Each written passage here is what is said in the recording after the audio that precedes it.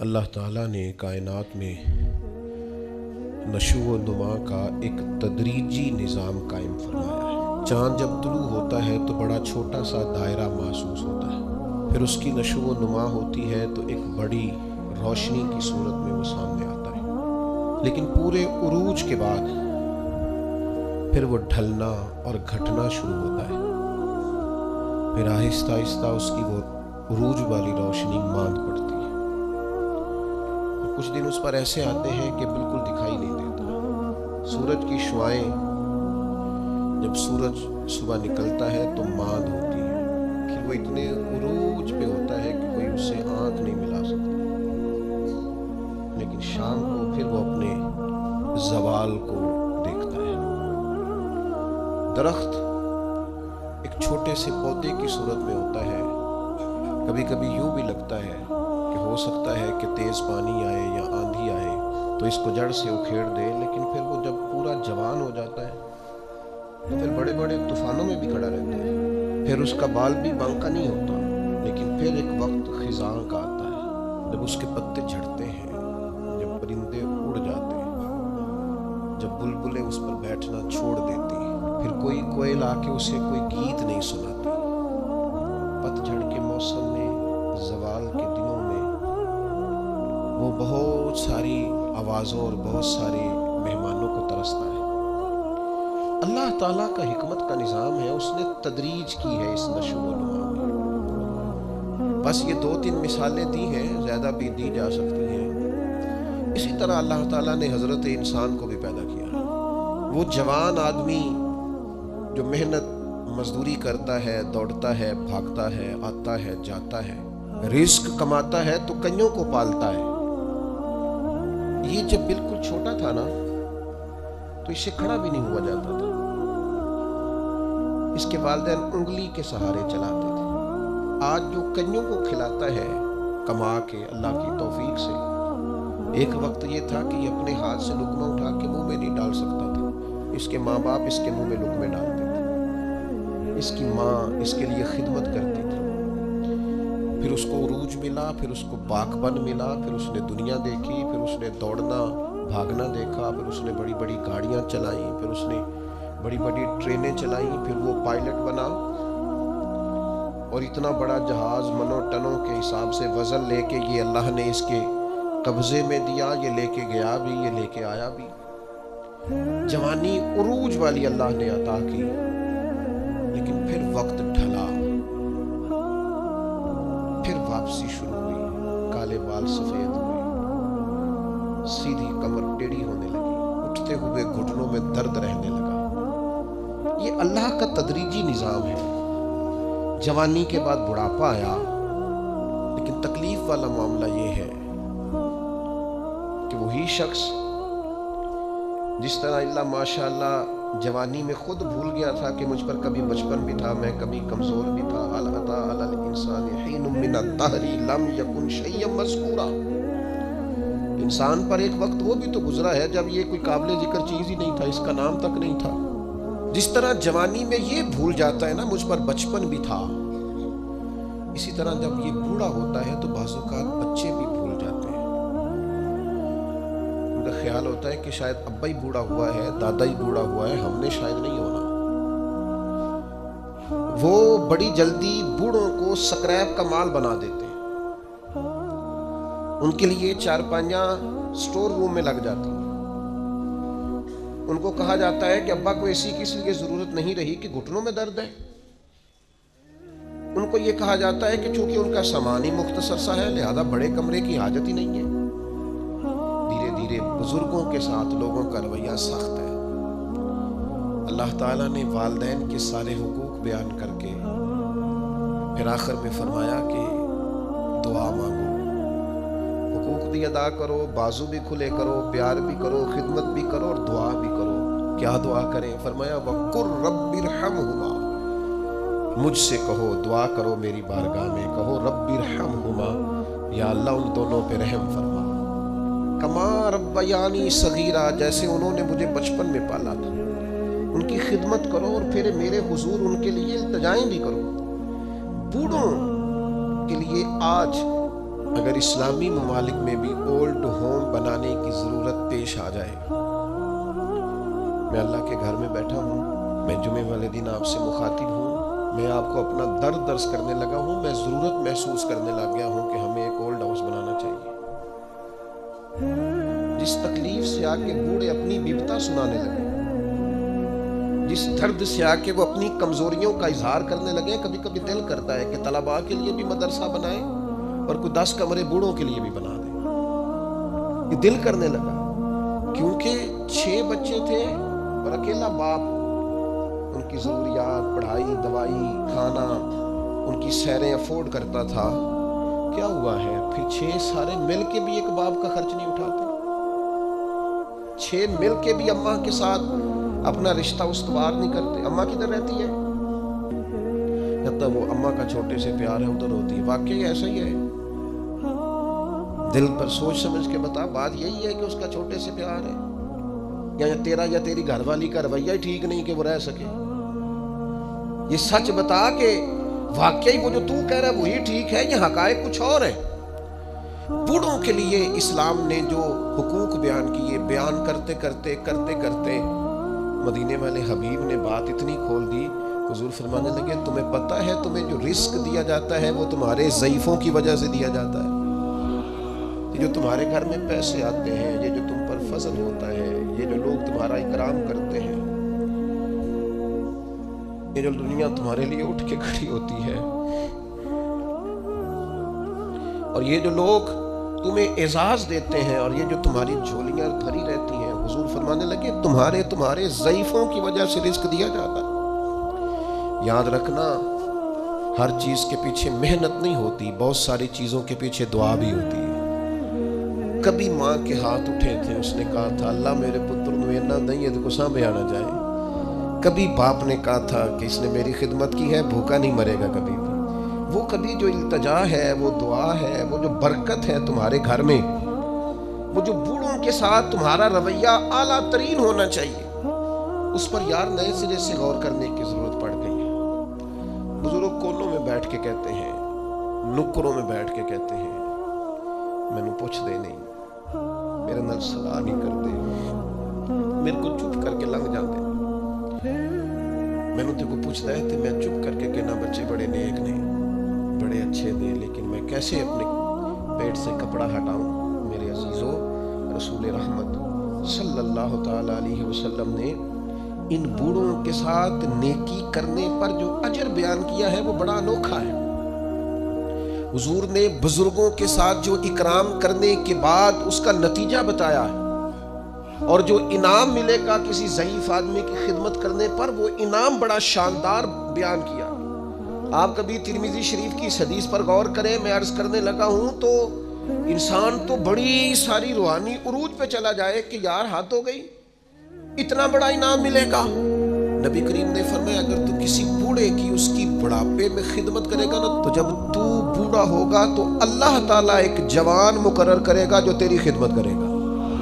آپ نے خدمت کی، اور حضور فرماتے ہیں پھر اللہ ڈیوٹی لگائے گا بندے کی۔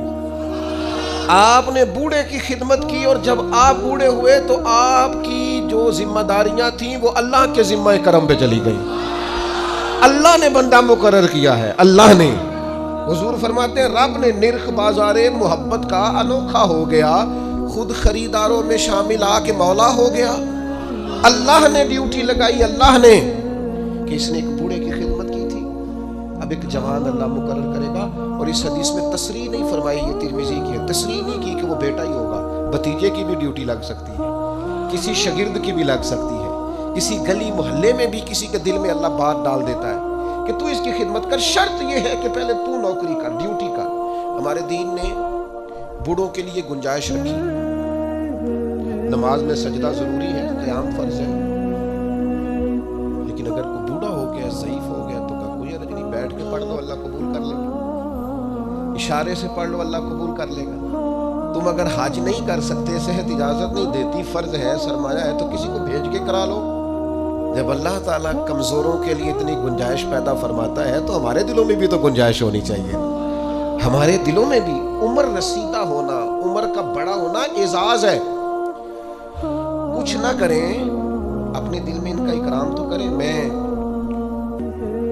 بعض ایسے کم نصیب لوگوں کو بھی جانتا ہوں جو بوڑھوں کا مذاق اڑاتے ہیں، ان کے ذوف کی وجہ سے اپنے لیے وہ ہنسنے کا سامان کرتے ہیں، ان کے منہ میں دانت نہیں رہے تو یہ اس بات کو بطور شغل کے اپنا لیتے ہیں، اٹھنا بیٹھنا ان کے لیے دشوار ہے تو یہ بعض بوڑھوں کو غصہ دلا کے چڑھا کے خوش ہوتے ہیں۔ نبی پاک علیہ السلام نے فرمایا جس نے 3 لوگوں کی عزت کی وہ سمجھے میں نے اپنے رب کی عزت کی۔ اللہ کا اکرام کیا، بخاری مسلم میں حدیث ہے، اللہ کا اکرام کیا۔ یا رسول اللہ کس کس کا؟ فرمایا جس نے عدل کرنے والے بادشاہ کی عزت کی وہ سمجھے میں نے اپنے رب کی عزت کی، اور جس بندے نے قرآن پاک کے عالم کی عزت کی، دین کے عالم کی عزت کی، وہ سمجھے میں نے رب کی عزت کی، اور فرمایا جس نے بوڑھے مسلمان کی عزت کی سمجھے میں نے اپنے رب کی عزت کی ہے۔ اس اکرام کو آپ غور سے دیکھیے، یہ کتنا بڑا اعزاز ہے، یہ کتنی بڑی فضیلت ہے کہ اگر کسی بوڑھے کو، میں آپ سے عرض کروں، میں یہاں دوست مجھ سے ملتے ہیں تو بعض اوقات ان کو مرتب ہو کے کھڑا ہونا پڑتا ہے اور ایک کے بعد دوسرے کو آنا پڑتا ہے، تو میں اکثر دوستوں سے کہتا ہوں بزرگوں کو پہلے ملا۔ اس کی وجہ یہ ہوتی ہے کہ بوڑھے آدمی کے لیے زیادہ دیر کھڑا رہنا بھی مشکل ہوتا ہے اور ان کے اعزاز کے بھی خلاف ہے، ان کی طبیعت کے بھی خلاف ہے کہ آپ ان کو آپ آگے بڑھ کے ملیں، کیا حرج ہے؟ آپ ان کی سفید داڑھی کا اکرام کریں جس کی اللہ بھی حیا فرماتا ہے۔ آپ اپنے سے عمر رسیدہ لوگوں کا اکرام کریں گے تو ان کی عزت تو ہوگی، آپ کی تربیت بھی نظر آئے گی۔ آپ کو لوگ دیکھ کے کہیں گے کہ ماں باپ نے سینچا ہے، اساتذہ نے توجہ دی ہے، مشائخ نے تربیت دی۔ آپ بزرگوں کے لیے اپنے جذبات کو نرم کریں، آپ ان کے حق میں اپنی رائے کو عمدہ کریں، آپ اپنے دل میں ان کے لیے گنجائش بنائیں، خدمت کے لیے آگے بڑھیں۔ ایک بوڑھے آدمی آئے حضور علیہ السلام کی عالی مرتبہ بارگاہ میں، تو کچھ لوگوں نے انہیں جگہ دینے میں تھوڑی تاخیر کی، تو اللہ کے رسول نے تنبیہ فرمائی۔ نبی کریم علیہ السلام فرمانے لگے جو چھوٹوں پہ رحم نہ کرے اور بڑوں کا احترام نہ کرے وہ تو ہم میں سے ہے ہی نہیں۔ ہم نے تو سکھائی ہی رحمت کرنا ہے اور ہم نے تو بتایا ہی اکرام کرنا، تو جسے نہ چھوٹے پہ رحمت ہے، لیکن نا بڑوں کی بھی ڈیوٹیاں ہیں، ان کو بھی سختی سے منع کیا چھوٹوں پہ رحم کرنا، ان کو بھی تاکیداً منع فرمایا۔ چھوٹے سے کہا تم نے اس کا اکرام کرنا ہے۔ مجھے بتائیے کتنا حسین سنگم بنے گا، کتنا شستہ عمل بنے گا اور کس قدر خوبصورت ماحول بنے گا۔ بڑا شفقت ہی کرتا جا رہا ہے اور چھوٹا احترام ہی کرتا جا رہا ہے۔ انداز کتنا انوکھا ہوگا، خوشبو کتنی پھیلے گی، ٹھنڈک کتنی ہوگی، اس کے اندر حسن کتنا چھلکے گا۔ تو میرے عزیز اپنے بزرگوں کا، ضعیف لوگوں کا کچھ اکرام کریں۔ بعض لوگ کہتے ہیں ابا جی سخت بڑے، بہت سارے ایسے لوگ ہیں جو ابا جی کی سختی کا بیان کرتے ہیں، حالانکہ وہ ان کا افسر بھی سخت ہے، حالانکہ انہیں زندگی میں کئی ایسے لوگ ملتے ہیں جو بڑے سخت ہیں پر ان سے کام ہوتا ہے نا، لہٰذا ان کی سختی قابل قبول ہوتی ہے۔ تو ابا جی سخت ہے،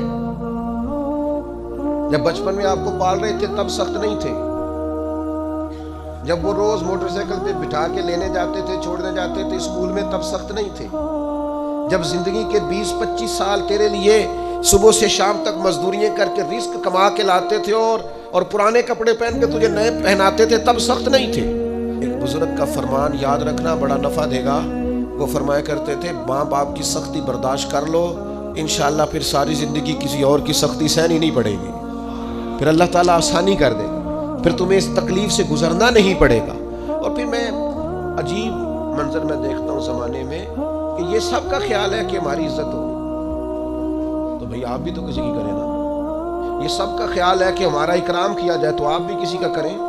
یہ سب کا خیال ہے کہ میں ایک ٹائم آئے جب میں سینئر سٹیزن بن جاؤں اور میں بوڑھا ہو جاؤں اور بزرگ ہو جاؤں، تو بھئی آپ بھی کسی کا اکرام کریں تاکہ اس وقت آپ کے لیے بھی آسانی بنے۔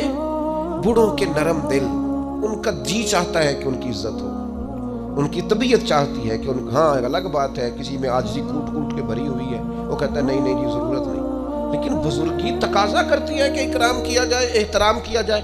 علامہ اسماعیل حقی لائے ہیں روایت، ایک شخص نے آ کے عرض کیا تھا حضور میرے رزق میں برکت نہیں، تو حضور فرمانے لگے کہیں تو بوڑھوں کے آگے آگے تو نہیں چلتا، تو بزرگوں کا گویا احترام کرنا شروع کر دے، اللہ تجھے رزق میں برکت پیدا فرما دے گا۔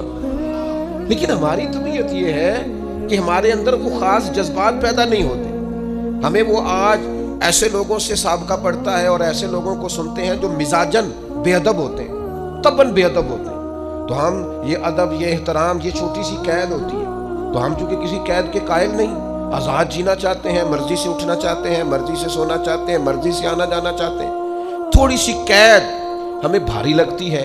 یاد رکھنا، اگر زندگی میں بزرگوں کا احترام کریں گے، اکرام کریں گے، آپ کو پتہ ہے اسلام نے کچھ احکام بیان کیے۔ کچھ لوگ گفتگو کر رہے تھے حضور کے سامنے، تو نبی پاک نے فرمایا جو تم سے بڑا ہے پہلے اسے بات کر دو۔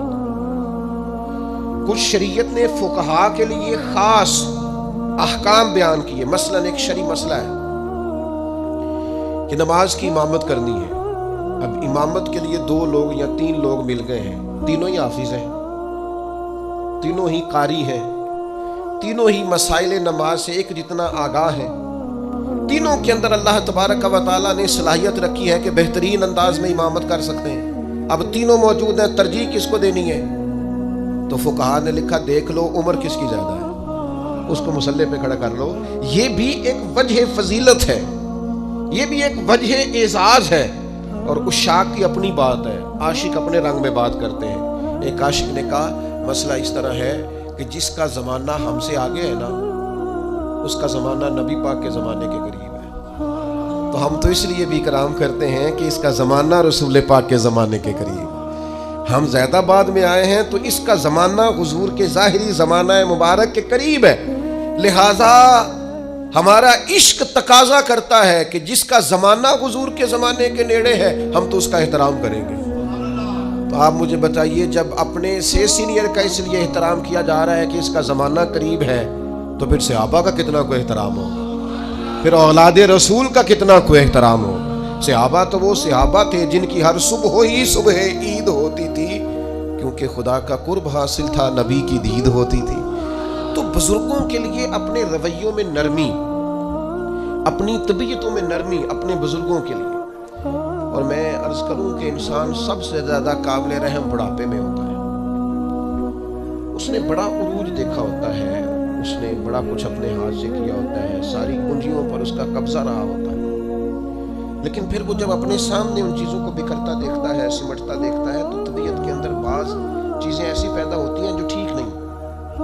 اللہ کے محبوب علیہ السلام نے فرمایا تمہاری برکت تمہارے اکابر کی وجہ سے، تمہارے بڑوں کی وجہ سے تمہیں برکت ملے گی۔ بزرگوں سے اگر رویہ ٹھیک رکھو گے تو برکت ہو جائے گی، کرم ہو جائے گا، رحم ہو جائے گا۔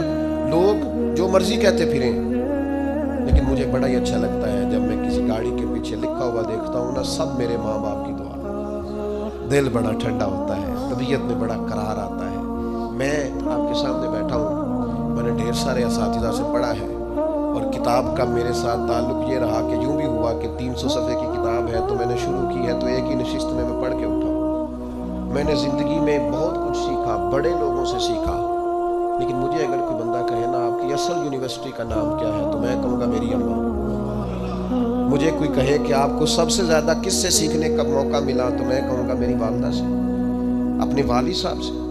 میں نے جو تربیت اور مزاج اور ٹھہراؤ پایا اپنی والدہ سے پایا، اور میں نے ان کی شخصیت کے اندر جو دیسی پن پایا نا، سادگی، اس کو میں نے اصل سمجھا کہ یہ اصل ہے، اس میں ملمہ سازی نہیں، دیہات کے لوگوں میں وہ چالاکیاں نہیں جو دور جدید کے لوگوں میں اللہ ماشاءاللہ آ گئی۔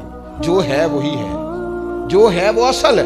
تو آپ اپنے بزرگوں کی برکات اپنے مزاج کے اندر شامل رکھیں، ان کی طبیعتوں کو شامل رکھیں، کہیں اگر وہ تلخ ہیں تو انہیں برداشت کریں۔ نبی پاک صلی اللہ تعالیٰ علیہ وآلہ وسلم نے بزرگوں کے لیے، بوڑھوں کے لیے خاص احکامات جاری کیے۔ اصل میں نا ہمارے ہاں بہت ساری چیزیں مغرب سے آئی ہیں، اور جو مغربی معاشرہ ہے وہ سارے کا سارا مادیت پر مبنی ہے، مادہ پرستی ہے۔ اب 18 سال کے ہو گئے، آپ فارغ ہیں، نکلیں گھر سے، آپ کے والدین کدھر ہیں کوئی پتہ نہیں، وہ کہاں وقت بتاتے ہیں آپ کا کوئی لینا دینا نہیں، آپ پر قانوناً کوئی پابندی نہیں۔ اور میرے نبی پاک علیہ السلام نے تو فرمایا نکاح کے وقت بھی اگر ولی موجود نہ ہو تو گویا نکاح میں وہ حسن نہیں جو حسن ہوتا ہے۔ اس موقع پر بھی کہا کہ اس کا باپ موجود ہو۔ آپ آج بھی رجسٹر کھول لے نکاح کا تو لکھا ہوتا ہے دلہا یا اس کے وکیل کے دستخط، تو وکیل کے کھانے میں کس کو لکھا جاتا ہے؟ والد کو۔ وکالتیں باپ کے نام۔ تو چونکہ مغربی سوسائٹی مادیت پر مبنی تھی، صرف پیسے کماؤ، باقی چھوڑ دو. تو ہمارے ہاں لوگوں نے اس طرف توجہ کی تو یہاں بھی اولڈ ہاؤس بننے لگے, یہاں بھی بوڑھوں کو سکریپ کا مال سمجھ کے ہم نے چھوڑنا شروع کر دیا. میرے عزیز یاد رکھیں, اپنی طبیعت اس طرح کی بنائیں, اپنا لہجہ اس طرح کا بنائیں کہ جس میں بزرگوں کے لیے احترام ہو, جس میں بزرگوں کے لیے اچھے جذبات, جس میں اپنے بزرگوں کے لیے ہمارے نا یہ فقہ کے جو مسائل ہوتے ہیں نا, فقہی مسائل, ان میں اختلاف ہو جاتا ہے اور یہ اختلاف رحمت ہے. مثلا فقہی مسائل, ایک ہوتا ہے عقیدے کا اختلاف, وہ ٹھیک نہیں. فقہی اختلاف, یہ فقہی مسئلہ ہے کہ آمین اونچا کہنا ہے یا آہستہ کہنا ہے, رفع دین کرنی ہے, یا یہ فروعی مسائل ہیں. ان میں اختلاف ہو جانا کوئی ایسی بڑی بات ان میں ہو جاتا ہے. مثلا ہمارے بزرگوں میں ایک مسئلہ چلتا ہے کہ سپیکر کے اندر نماز پڑھائیں تو نماز بالکل ٹھیک ہے یا اس کا اصل حسن قائم نہیں رہتا. ایک مسئلہ ہے فقہی. ایک مسئلہ چل گیا فقہی جس میں کچھ اختلاف رائے ہو جاتا ہے, دلائل ہوتے ہیں سب کے پاس وہ اپنے اپنے, لیکن یہ بزرگ ایک دوسرے کا احترام کرتے تھے. امام شافعی, امام مالک کا, امام مالک, امام احمد بن, یہ لوگ ان چیزوں کا احترام کرتے ہیں. فروع میں عقیدہ عقیدہ ہے, اس میں کوئی کمپرومائز ہے.